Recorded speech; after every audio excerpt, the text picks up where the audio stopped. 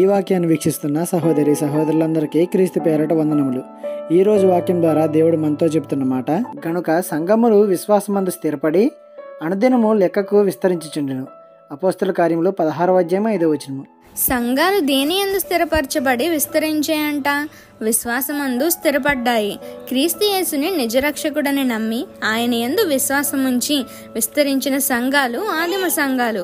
మరి ఇప్పుడు పాస్టర్ని బట్టి పాస్టర్ చేసే అబద్ధ బోధ, వినసొంపు బోధ, అబద్ధ ఆశ్చర్యాల బోధ, స్వస్థతల బోధల వల్ల సంఘాలు విస్తరిస్తున్నాయని చెప్పడంలో సందేహమేమీ లేదు. అందరూ అలాగే ఉన్నారు అని అనడం లేదు, కానీ చాలా మంది అలాగే ఉన్నారు.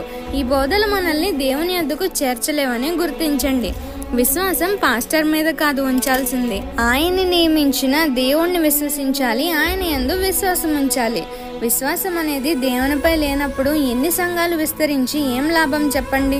ఇలాంటి సంఘాల వల్ల దేవుని నామానికి ఘనత రాకపోగా అవమానమే మిగులుతుంది. కాబట్టి మీ విశ్వాసం ఎవరిపై ఉందో చూసుకొని జాగ్రత్త పడండి. ఈ చిన్న సువార్త పరిచర్యలో మీ సహోదరులు. God bless you. ఆమేన్.